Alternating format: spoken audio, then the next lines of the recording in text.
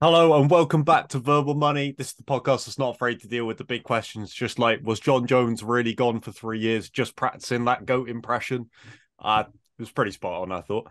UFC 285 is done and dusted, one of the biggest events of the year without a shadow of a doubt.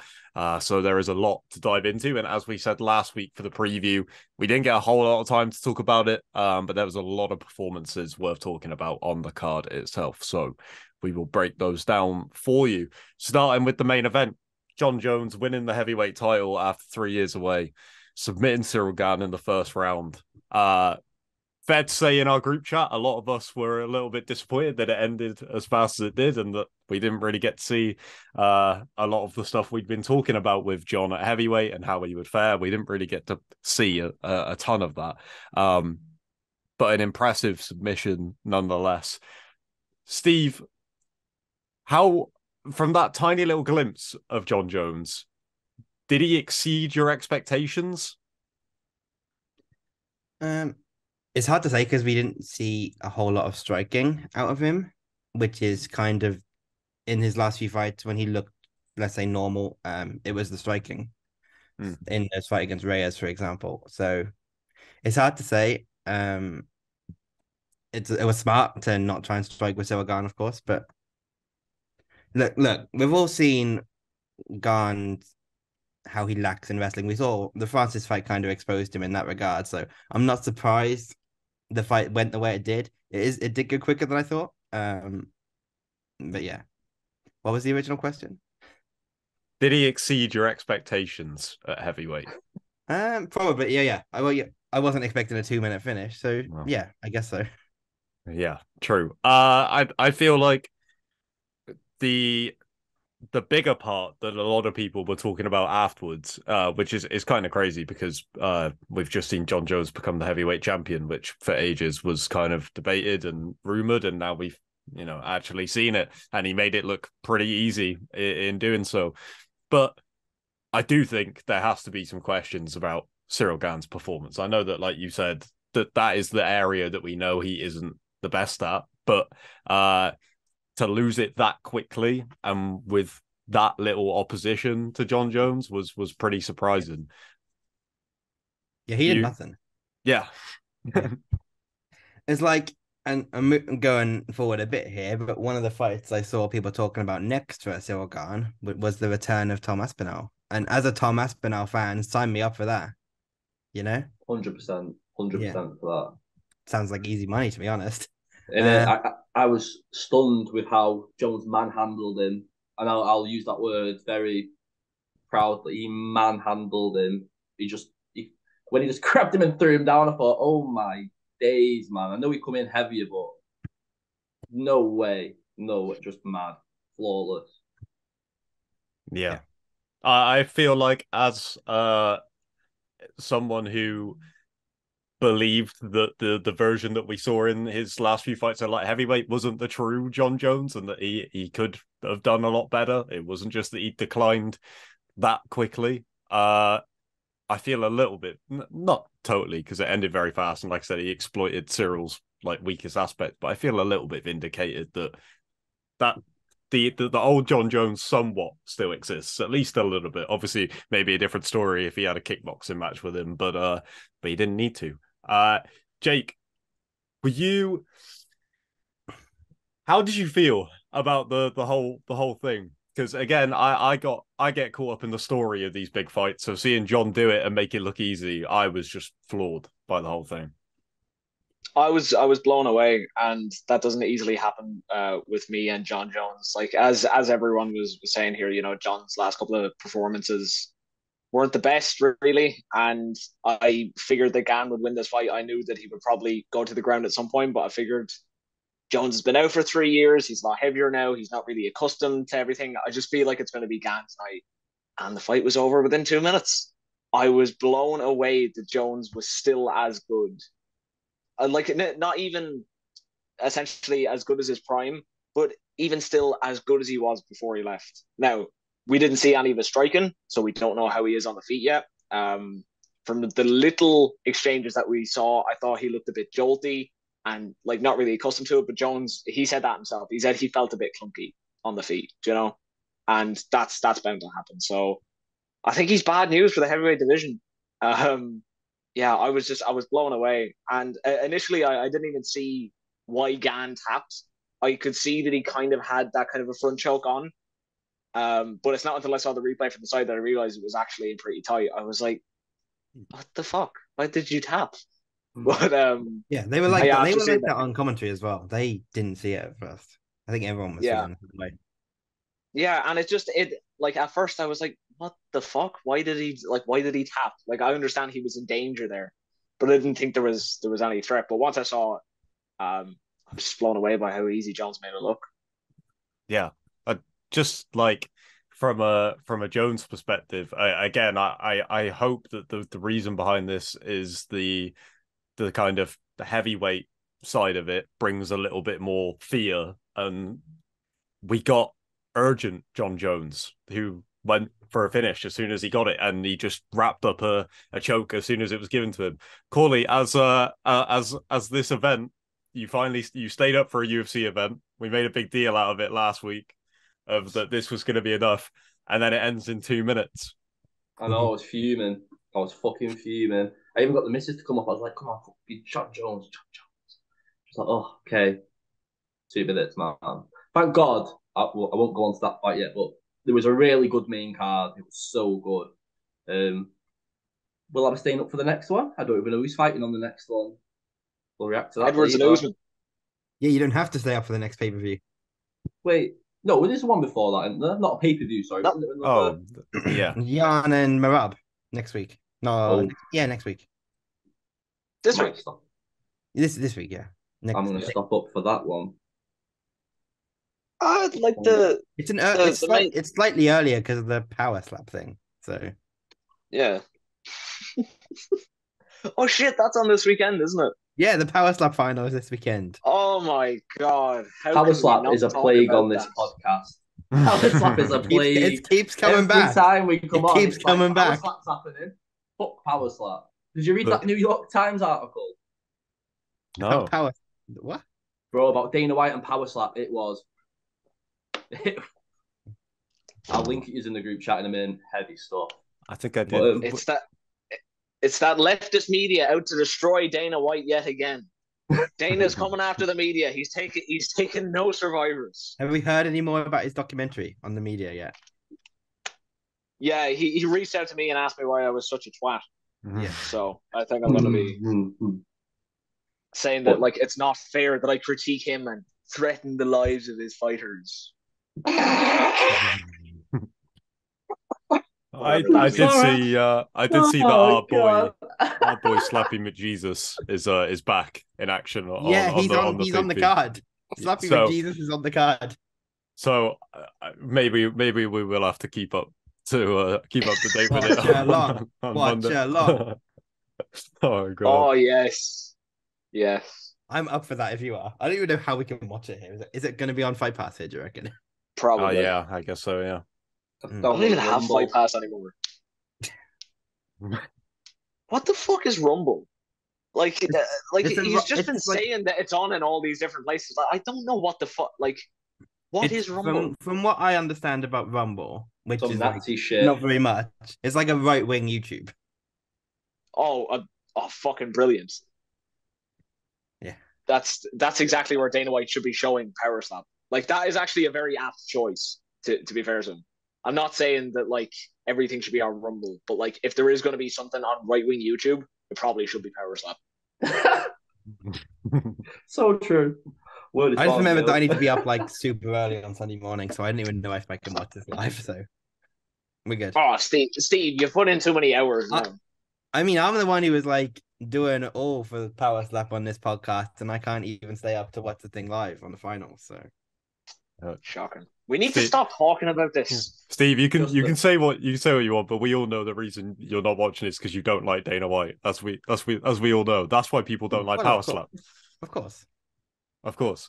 Nothing to do with the CTE and the just the unlikable people. And where do you want me to stop here? Just keep going. We could be here all day. It's gonna be a long list. If I can clip it, you can keep going. You've still got a 30-minute clip on Power Slap that you need to post. I do. I honestly, I'm just thinking, can we do it and not get called supporters of it? Oh yeah. It is a funny podcast. It is a funny podcast. I was actually crying watching it. Oh. No, fuck it. I'll post it tonight. Fuck it. Who cares? I'll post it tonight. I'm going to make a rumble. No, I'm not. No, I'm not. No, I'm not. No, I'm not. No, I'm not. Take that back. No, I'm not. But to answer your question, though, Kyle, I enjoyed staying up. It was really lovely until the final fight. I was a bit underwhelmed. But shouts to Jon Jones for being the GOAT. Or Fair enough. the GOAT of today. The GOAT of today. In fact, no, that's a different conversation. The co-main event threw a lot of plans out the window for our champion predictions. On one hand, for a split second when it first happened, I thought, okay, me and Steve may not have got it right that Alexa Grasso would beat her, but we did say Shevchenko would lose the belt. I basically drew a name out of a hat of who I thought it would be that would beat her. I just had a feeling she would lose it this year. I don't know who to. And then I thought, they spoke to her about the rematch. The person who had a close fight with her. That's not exactly drawing someone. Oh, yeah, I know. But I could have made an argument for Manon Farrow beating her. Obviously, Blanchfield as well. You're trying to save face here, I think.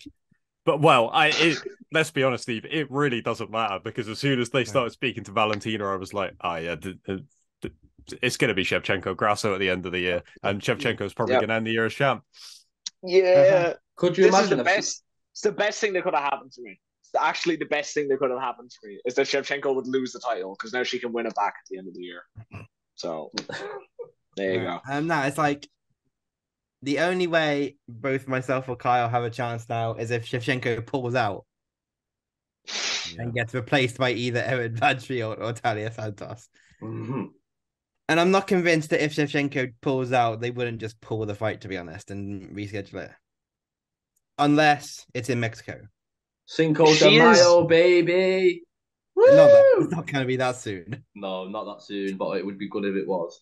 Yeah. 3 Mexican champs, do it rapid, it ain't going to last. Not going to last.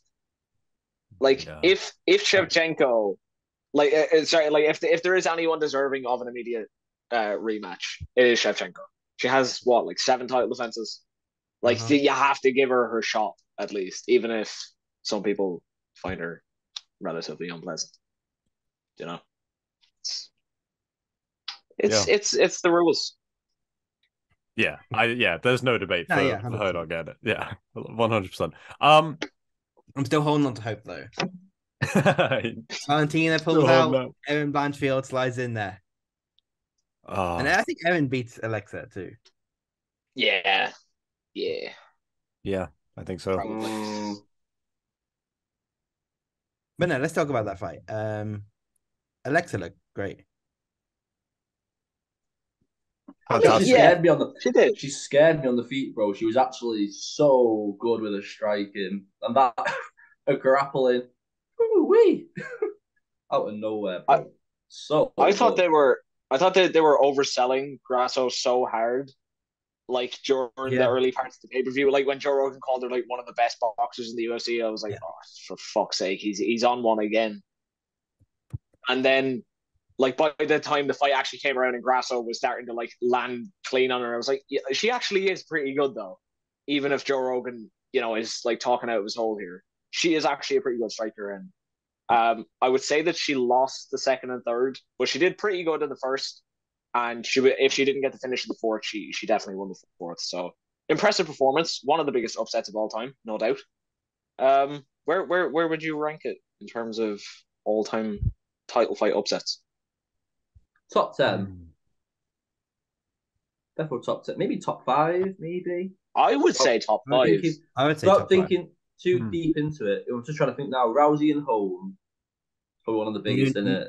Nunez and Juliana. Yeah. Matt Sarah, GSP. GSP Sarah. Yeah, Sarah and GSP. Bisping? Probably. Yeah. That's probably the lowest one down, though, I would say. But Like it could probably be kicked out if I could think of another one, but that would probably be it.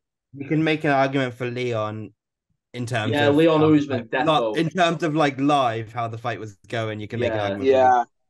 Mhm. I don't think though, like in terms of like a Nunes and Pena situation No. where like you know.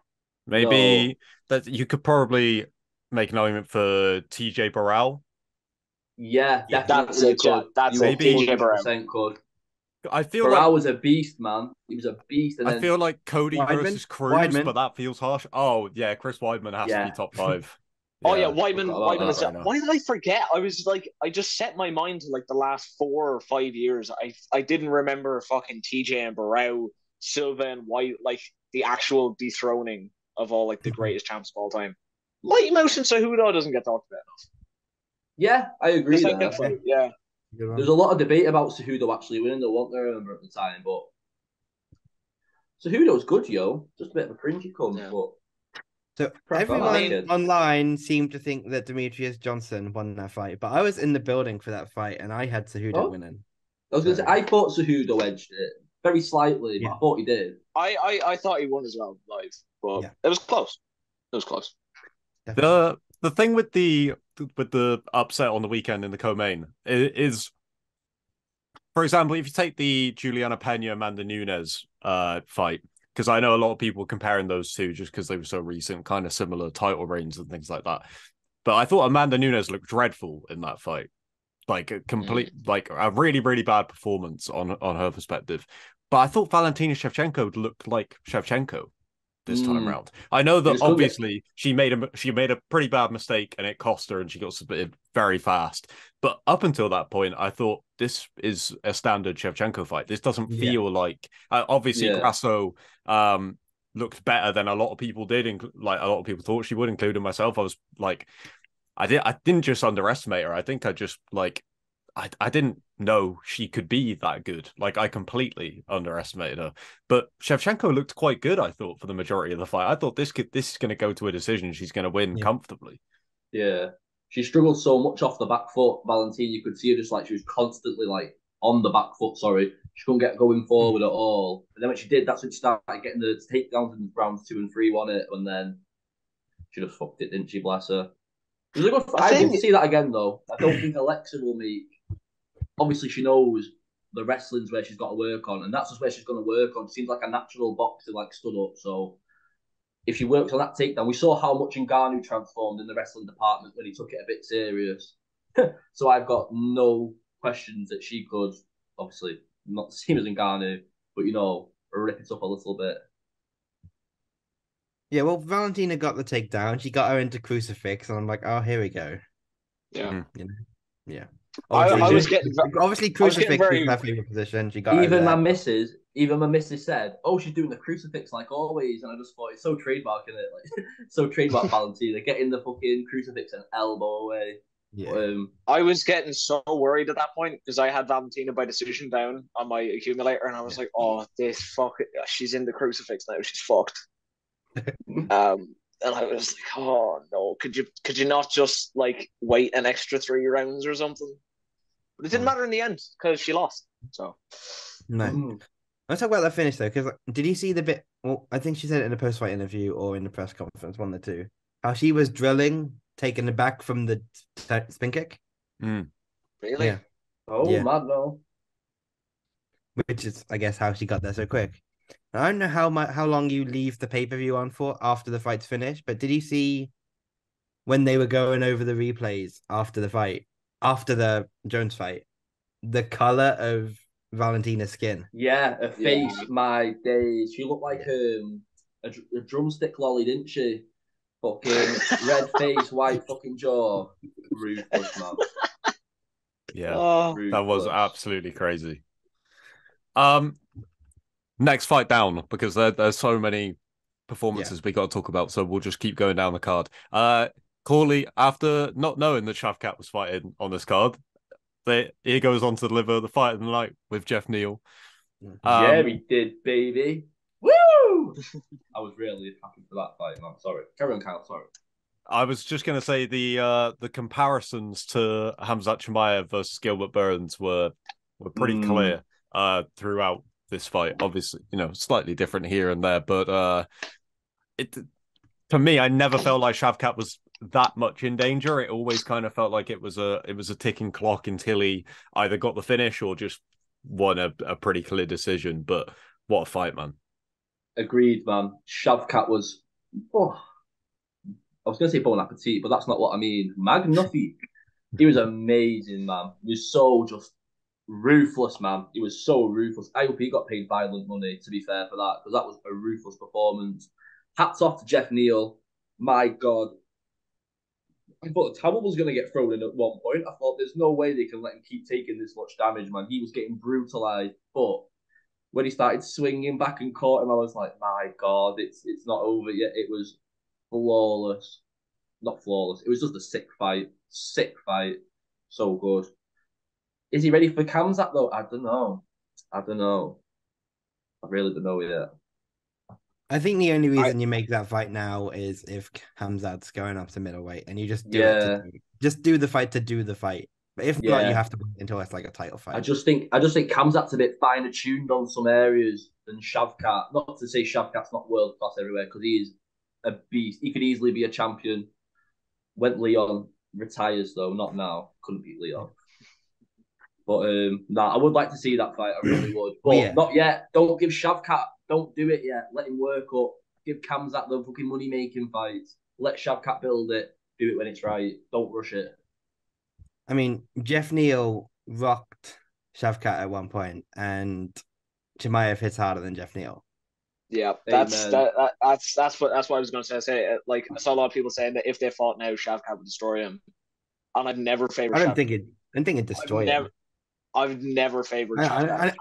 And it's not because I don't rate Shavkat, it's because I rate Chimaev so highly. And like the only flaw that I have seen in Shavkat's game at all is his head movement and his striking defense. And Jeff Neal is a good boxer and he does hit hard, but like when Chimaev loads up on his shots, he is fucking brutal. So I will probably give the edge to Chimaev. But it is very close. Shavkat he's so damn good. I thought Shavkat's striking defense though was quite sloppy compared to usual. I feel like he was so confident now he's banging. I thought I think he thought his head. It doesn't matter what he hits me with, he's not going to do it until obviously he rocked him a little bit. But I don't know, man. I think that it's an interesting fight that Kamzat, but I don't want it yet. Give it me in another fight or two. Let me enjoy the build up to it. Do you know what I mean? Don't rush it. Yeah. I don't know if you noticed on the screen when Shavkat got rocked, the tweet, it was from Jordan. Shout out to Jordan. Shavkat Rakhmonov appears to have a great chin on top of his already unreal skill set. That tweet was on the screen for ages as he was getting rocked. They definitely saw that on the delay, didn't they? Like the studio team, I thought, keep that. Like, don't let it out. They saw it on there. It was like they saw it on there as Shavkat rocked, and then they were like, "We'll keep that there a little bit longer." Yeah, defo. Imagine if he got knocked out in that situation, and that was the last thing on the screen as he was going down. Shavkat has a rock solid chin, and Shavkat's there on the ground like this. I'm going to start tweeting that about every fighter from now on, in the hopes that I'll like end up on the stream when someone's getting knocked out. Wow, that have any of you guys ended up on the screen before? Side note. No. Never. I'm never awake to get on the screen. I got on the screen once during a Lerone. You were on the screen.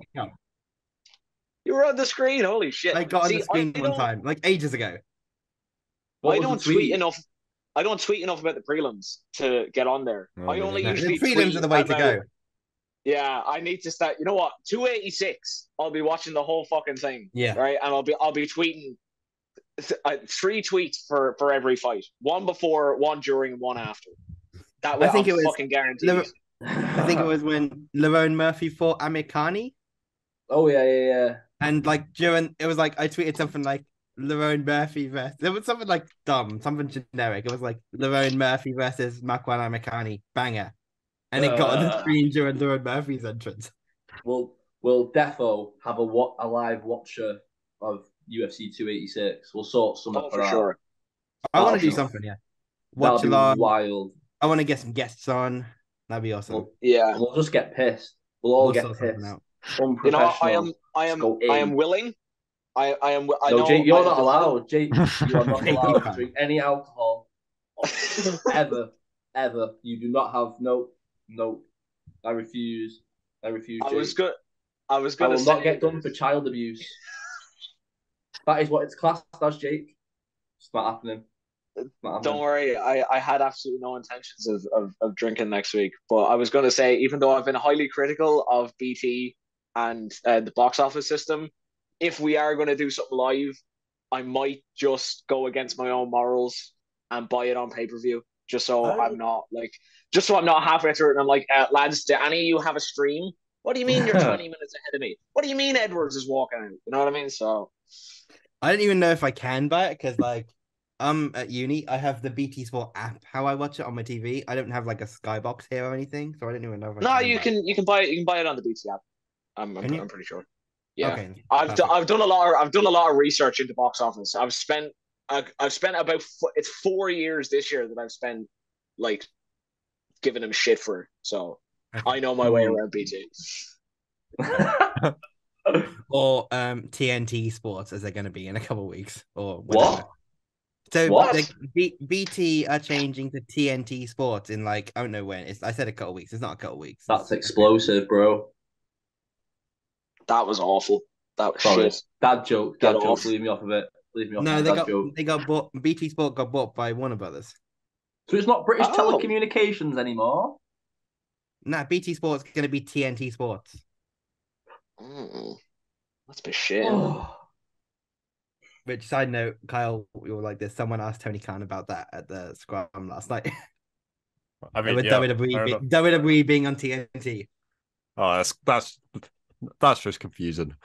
Yeah. Right. We got to talk about Mateus Gamrot versus Jalen Turner. A fight that obviously came together on late notice. And I was incredibly impressed by how well Gamrot was able to do against such a difficult stylistic matchup.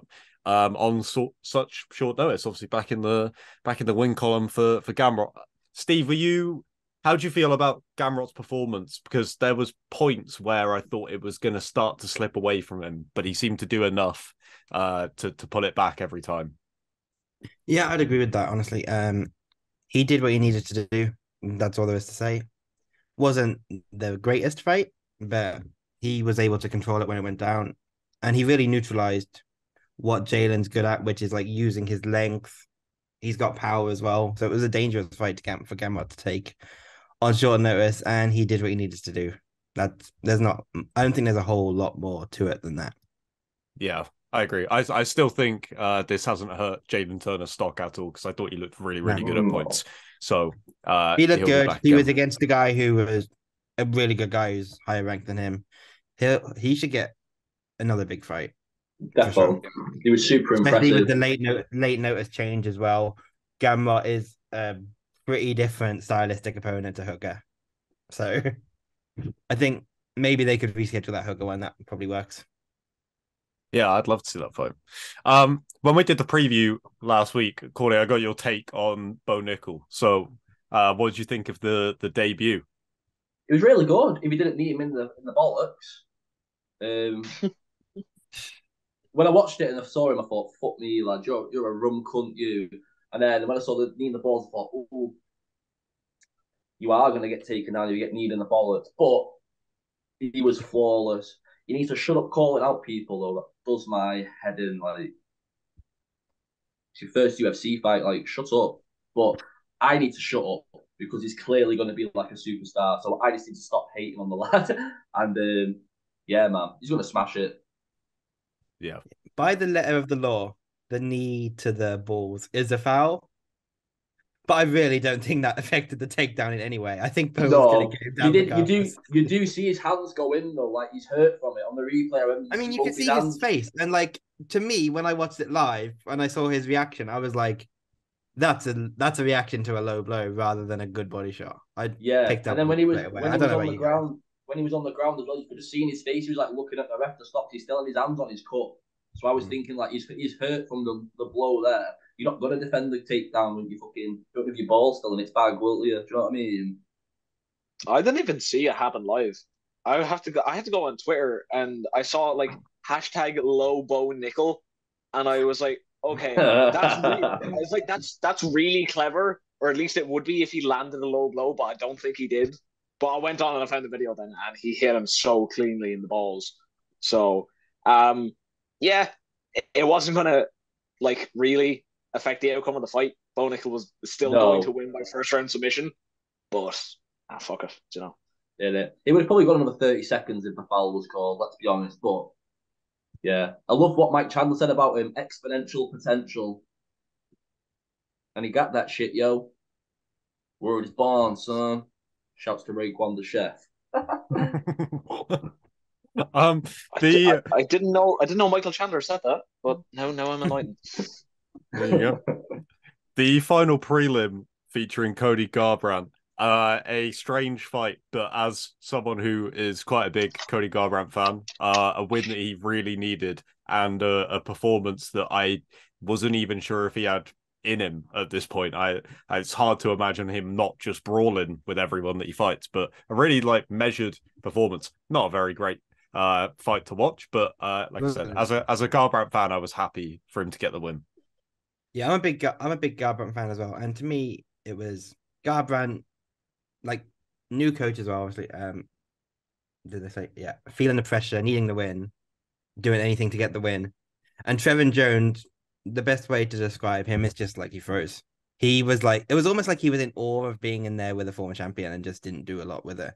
Where like if he put some combos together and if he touched Cody's chin, we know what his chin's like. He could have very easily got him out of there. I feel. He did hit him in the third round as well, though. He did start Yeah, to unload a little he bit in the started third to. Yeah, round.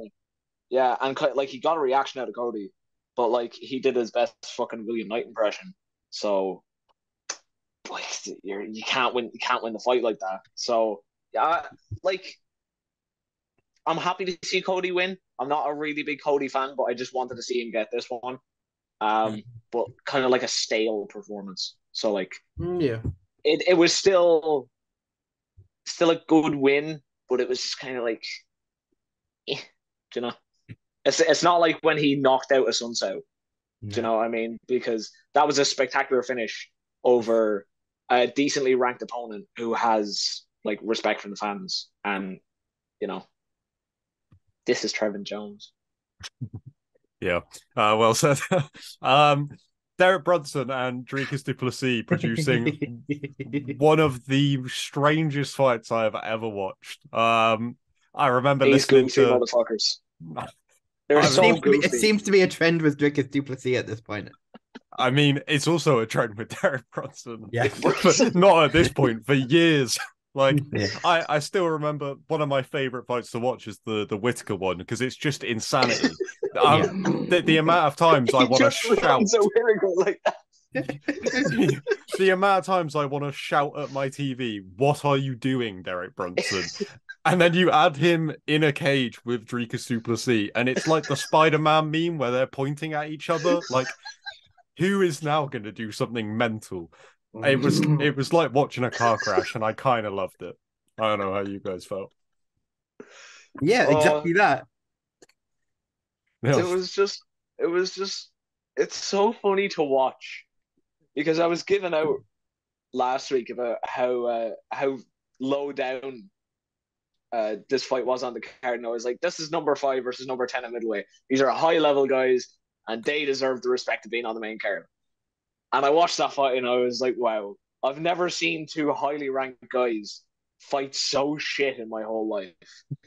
Like, and it's not even a case of the performances were bad. It's just technically, how is Dricus du Plessis done so well? Yeah, exactly. I was gonna make that point. Just like he just runs at people with his head down and his hands in the air, and he somehow wins fights. I'm not even like trying to be a dick about it. He's just like he just keeps winning fights. Yeah, but he has like little to no technique, and he gassed out after like 3 minutes. But so did Derek Brunson, and like even in the finishing sequence, it didn't even look like Brunson was unconscious. It just looked like he was lying down with his hands there, and Duplessis was like, "Oh fuck, I could hit him now," and he just fucking like, oh, such a goofy fight. No. On that, I'm glad you did that because I would have done if you didn't.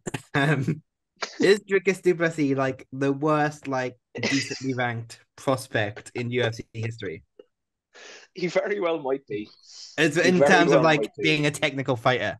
Oh god, Yeah, yeah. no, because you see, right? You see, he wins fights. He wins fights, and no, I don't think he beats anyone in the top 5. Like, if you fucking put him in there against Whitaker, I think Whitaker takes his head off. But do you know what I mean? Like, if he fights maybe someone below him, I don't know, like a Jack Hermanson or something like that. I don't know why they would make that fight. They're probably going to have him fight up. But for argument's sake, if he did, all the evidence should point to the fact that Jack Hermanson is a strong wrestler with a good top game, and he can strike as well. So you would say Hermanson would win that fight. But Du Plessis would find a way to just run at him with his head down, wing overhands, gas out, and still win the fight. Do you know what I mean? Like, this is all it takes to be like a fucking top 10 middleweight nowadays. I don't know if this is just like some kind of, I don't know, like fucking magic shit that Du Plessis is on, or middleweight has like gone down the bin. Yeah. I really don't know. Well, there's that for sure. Yeah. And Like, like, Sean Strickland. Yeah. Sean Strickland versus Du Plessis. That reminds me, we didn't put it on the running order, but there is another middleweight we should talk about a bit later. Darren Till. Oh yeah. Yeah, He's if we have enough time, we'll get to Till at the end. If not, we might have to mention it next week or something, and and get to it. But I just had a quick look at the middleweight rankings. Where do you go next? Brunson's 5. Do you think they put Du Plessis all the way up to 5? Nah, 6 maybe. 6. Okay, 6 6 Paulo Costa at the minute. Like, the disparity in skill is so fucking big. They're both weird guys though. I need Paulo Costa and Dricus Du Plessis locked in a cage together soon. Yeah. You know who was locked in a cage? You know who was locked in a cage over the weekend? Ian Machado Gary. And you know what he did in that cage? He hit the finest gritty I have ever seen a fighter hit after a 3rd round knockout performance. That was a joke, Ian. Please never do that again. You're bringing shame to the country. You skipped about 2 fights there, I think. That's fine. We don't need to talk about Hebas or Barrio. It's fine. Not really. Like, good fights, but Ian Gary, he fucking scared me in that 1st round. He scared me. He went down hard, and I was like, Ian, for fuck's sake, man, just don't lose. Do you know what I mean? Like, it really bummed me out if you lost. And he answered my prayers because he went on to knock the shit out of Song Kanan in the second half of that fight. And he beat him like he owed him money, bro. He beat the shit out of him. Woo! Bro, it was so fun to, like, once he started hitting that fucking pull counter against the cage and everything, I was like, I think I tweeted underneath, like, Andy Stevenson's tweet or something, said if that performance wouldn't want to make you run down the street naked with a tricolor. Do you know what I mean? Like, this is what brings pride to our country. So, Ian Gary, future middleweight champion. 2023. Yeah, Ian's gone on a title run this year. He's taking out Shavkat next. Then he's taking out Leon in Croke Park at the end of the year. So they won't host it. They won't either. But that clip. They're not going to host Katie Taylor. You think they're going to host Ian Gary? Bro, this is Ian, the future Gary. Imagine. This is Ian. Get Queely in there. Oh no! Imagine the reaction cam on Katie Taylor as Ian Gary walks out in Croke Park hitting the griddy. Oh my god, Eddie Hearn just crying. Oh, what a spectacle! You paid $500,000 for security for this. One of my favorite clips in recent times of the UFC is the clip of Ian getting caught and dropped, and then the finishing clip where he nearly gets caught again, but steps it and then lands another combination. Like, I was so impressed with Ian Gary in this fight. Like, when he got dropped and then on the stool, he's like breaking down what he did wrong, saying it was his mistake, and then to come out and be like 11-0, like, that confidence, I was so impressed with Ian Gary in this fight. it shows how much potential he really has. Because I was thinking about it over the weekend. His first fight against Jordan Williams, it showed that he was a pretty competent striker with some good technical skills, but he had flaws. And then the Gabe Green fight and the Darian Weeks fight, we didn't really get a whole lot out of them. But this performance showed that he can battle back from adversity. He's got a killer shot selection, and he learns from his mistakes. Do you know what I mean? Like, I think he actually has potential to be to be pretty damn good. Yeah, this was the real coming out party for Ian Gary so far. Yeah, totally agree. So I guess this question for Jake: how high do you go with him next? Oh, I like the winner. The winner of Nelson and Barberina, maybe. Ooh. Maybe. I don't know. Someone from that fight, maybe the loser, maybe the winner. It depends on who wins. You know, if it's Gunnar Nelson, I think that could be a tough fight. If it's Barberina, it's also a tough fight. Gunny's a risky matchup. Yeah. Oh, I don't know. Who else on the prelims? You can do Ireland versus Ireland like that. Yeah. I don't know. Nelson's a good fighter. I just he's just not been active enough. That's all. Steve, what else stood out to you from this card? What are the performances that you want to highlight before we move on to this weekend's cards? Cameron Simon couldn't stop fouling. I was gonna say that if you did that motherfucker, right? And we can talk about Farid then if you want. Bro, I don't think he's a dirty fighter. No, right? He's not. He's not at all. But in two straight fights now, he's had points deducted for fouls. Just get your shit together, man. You know what I mean? You're a good fighter. Can you just stop poking people in the eyes and kicking them in the balls and shit like that? It really mars your reputation. Yeah, he's 22 years old, so I think it's just more of a case of being green than anything. Yeah. It'll come. Basharat as well then. Yeah, Farid for sure. Good, solid performance all around. Yeah, totally agree. Right, we got to move on to this weekend's events. Corley, before we get on to talking about Bellator and the UFC, I wanted to give you a sec to shout out to the Hexagon and LFL events because both of them are doing pretty big things this week. Yeah, man, we've got Hexagon and LFL this weekend. I got a bit confused to be honest with LFL. I thought the heavyweight Grand Prix that we're doing was on the actual. I think it's LFL 8, is it? Is it LFL 8 or 7? Quick Google. Yeah, it's LFL 8. They've got a heavyweight tournament one night. That's going to be sick because one night tournaments always are sick and it's heavyweight, so every fight's going to be a knockout. They're all going to be gassed within a minute. It's going to be grand to watch. And then Chris Fishgold in the main event the next day. Sick to watch, I reckon. I'll have that on. And Hexagon got Walter Gahadze going for the welterweight title. And then Chanel Dyer makes her pro debut, which is going to be insane. We were saying before the podcast started, wasn't we? She got 32 amateur titles. Fuck. Insane. Very excited for her debut. She's going to be a massive pro. She'll be the face of women's MMA in England when she kicks off, 100%. Yeah, excited for that. Speaking of women's... Actually, I was going to plug an interview I'm working on. I don't need to do that. It's fine. You bastard. Stay tuned for something from Steve. Well, no, because it's not in the can yet. And a couple of times in the past, I've tweeted about stuff and then it fell through. So I just want to be safe.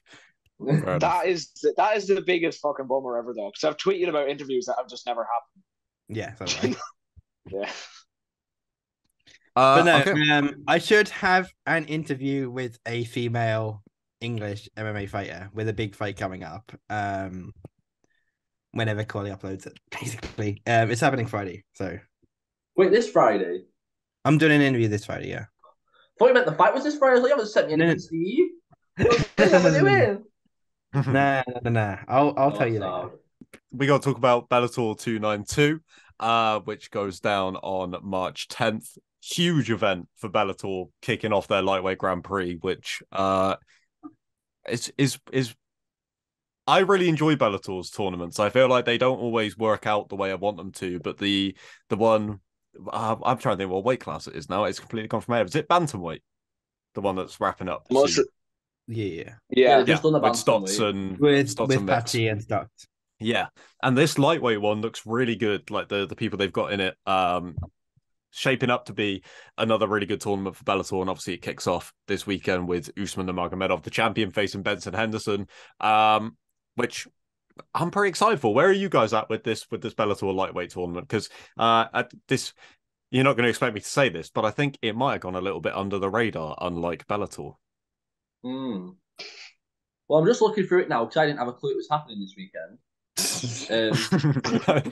You're not alone, mate. Of course. No, hey, shout out to us Bellator damn and all media. Shout out to Bellator.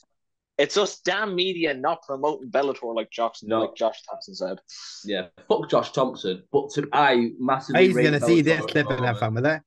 He can. Don't beef. Wait, why is he going to see it? I mean, you know something I don't. No, he just like I'm worried. Searches his own name has on a Twitter. tendency to tweet about people who shit on Bellator and him. If he wants beef, then bring the ruckus, bro. Don't give a fuck. I do give a fuck, Josh. I will cry to you in your DMs later. MVP versus Goiti Yamauchi. Lovely. Valentin Moldovsky versus Linson Vassal. Lovely. Tafik Messiah versus Alexander Shabaley is spice on toast, mate. And then Usman and Benson is just going to be Usman smashing him for 3-5 rounds over long it's for, isn't it? It's going to be mint. Like, good card. Yeah, I think it's a great card. At least the top three. It definitely drops off a little bit after that. Of course, James Gallagher was supposed to be on this card as well. Initially, yeah, I'm just looking for the prelims now, and there's there's some unbeaten guys, but there's a lot of inexperienced guys. So you never know with Bellator prelims. You'll probably get a lot of finishes out of them. Yeah, Caspel and Josh Hill will be a good fight, and so will Khalid. Yeah. I'm not even going to try and say his name. I hate saying Eastern European names. I always fuck them up. Him and Tony Johnson will be a good fight. But I didn't know Julius Angelakas was on the card. He's quite good. Against Yagimura. That'll be a good fight, that. And Bobby Serrano the third as well. Ooh. Didn't know he was on the card. Tasty. That just shows you where my viewing things at the fact that I know like a 3-0 American pro and I didn't have a fucking clue to the others. I was like, who's that? Yeah. But no, the top and Enrique Barzola and Eric Perez. Yeah, that'll be a good fight. Perez is a decent. No, the top four are really good. Like you mentioned, Moldovsky and Vassell. That's a rematch that Vassell has been looking at getting back for a long time.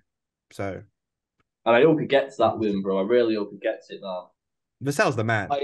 He is the man. I'm just thinking of his reptiles, bro. They'll be so upset if he comes back with a loss. I'm not going to be happy with that, bro. Big up the reptiles. I'm pretty sure one of my interviews with him, we talked about the reptiles.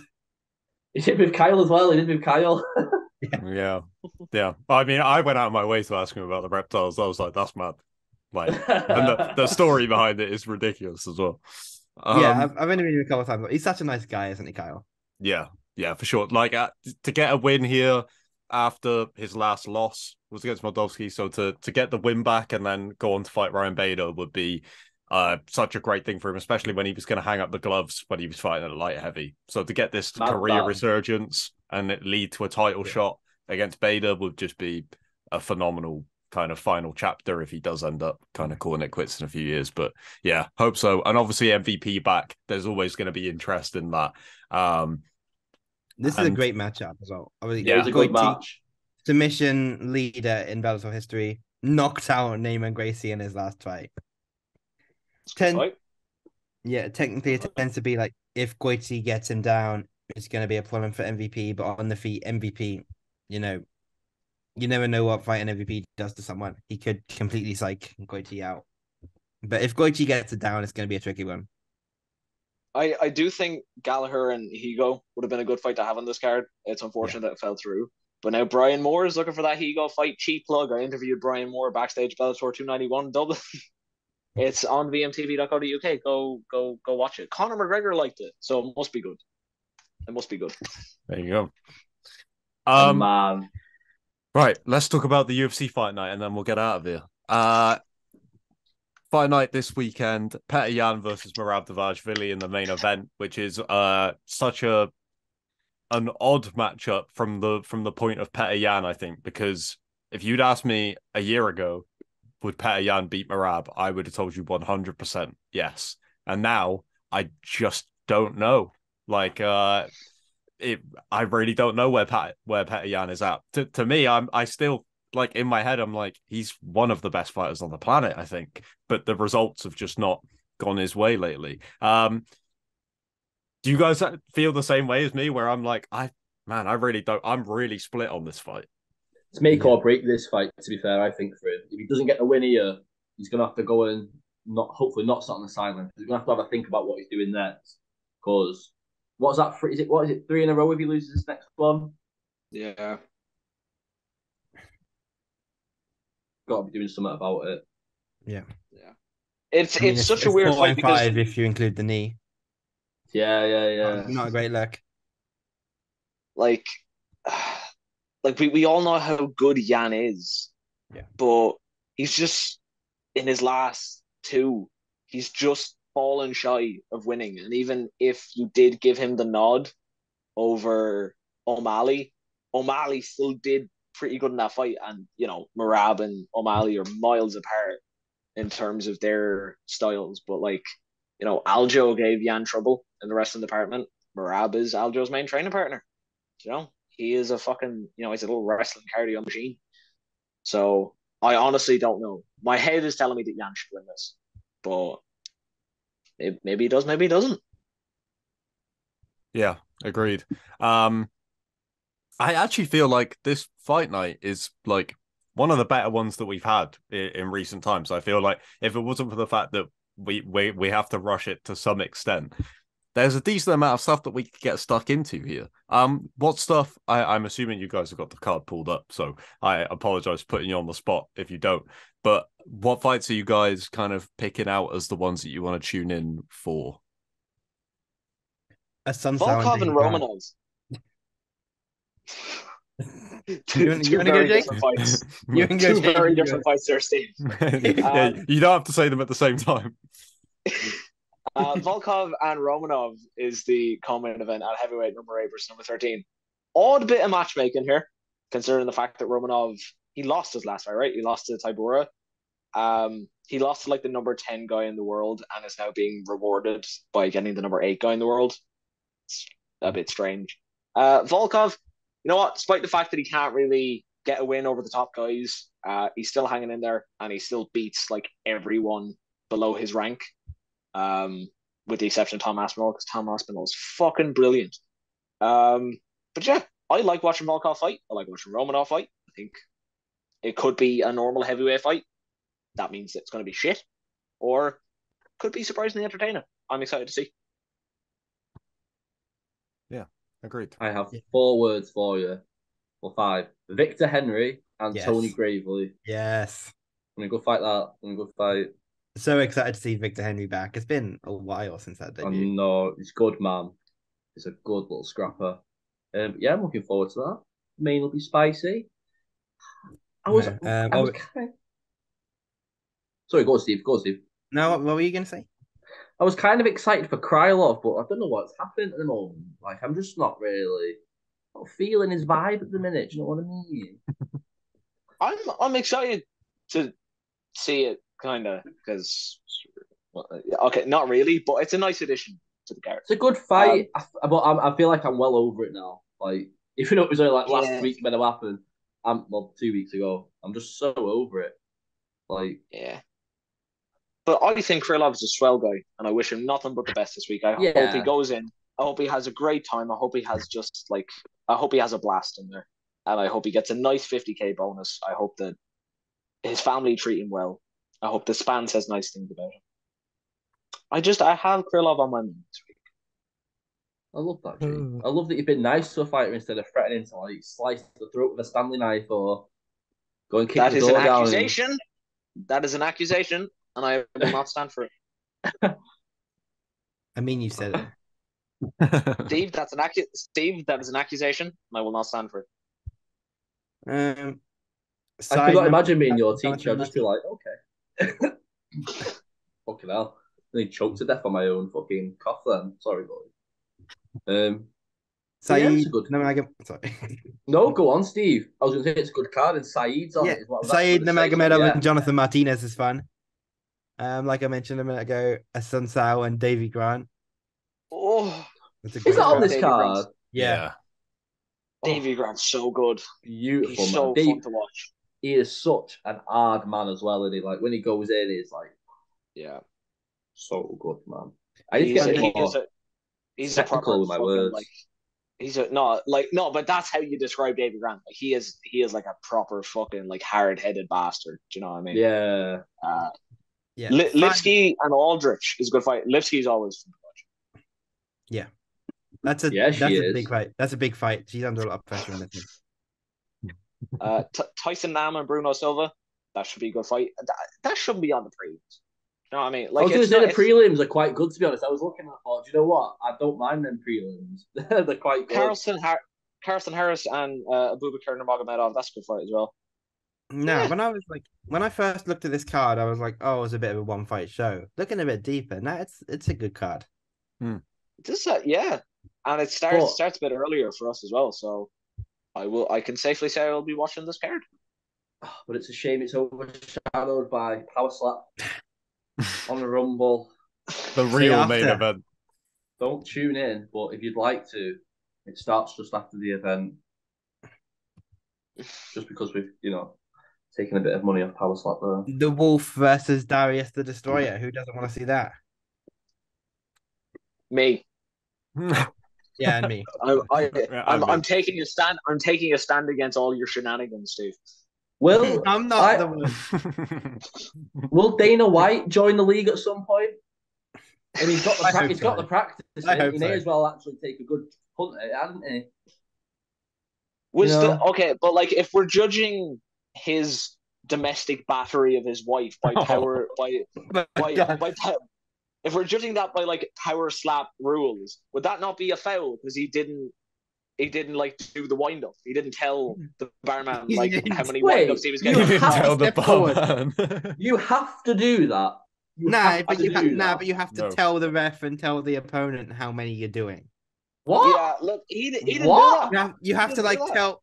We've already got a minute left. I need to explain this now. You have to like tell if you're going like a wind up. You need to say like right 3, so 1, 2, 3, or like what the right fuck? 1. Just slap the cunt. The rednecks. You have to like tell them. Rednecks. What the fuck? Nah, don't read that. Don't read that. I might join Power Slap. They've got a big convent thing open, haven't they? Soon, I might go for it. You know what? All of us, VM Gym, Croydon, Power Slap competition with everyone in the group chat. I'm in London. I can get to Croydon easy.